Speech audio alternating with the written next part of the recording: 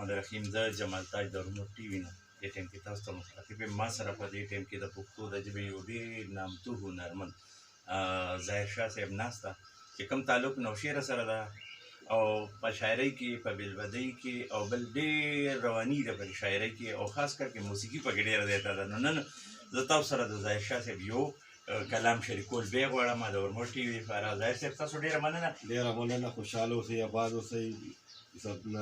جمال یوسف صاحب تاسو مونږونه عزتمن او قدر مو کړو. زه مو راوبللم او ټولو مینهوالو ته یو غزل ډالۍ کوم، څو شعرونه ډالۍ کوم. ټولو ملګرو ته سلامونه.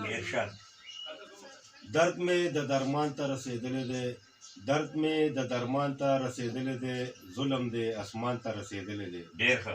او تاو شیخ هغه د انګورو اوبه څښلي دي، تاو شیخ هغه د انګورو اوبه څښلي دي. زور یې مسلمان ته رسېدلی دی او ظلم دی اسمان ته رسېدلی دی. او د ایمان توره تیرا سینه ډال درته ولاړ یو، د ایمان توره تیرا سینه ډال درته ولاړ یو. جنګ میدان ته رسېدلی دی، ظلم دی اسمان ته رسېدلی دی. او جړه د فساد د پښتونخوا کې خوره کړې ده، جړه د فساد د پښتونخوا کې خوره کړې ده، جړه د فساد د پښتونخوا کې خوره کړې ده. فکر مولا جان ته رسېدلی دی، ډېر ښه. او ظلم د اسمان ته رسېدلی دی.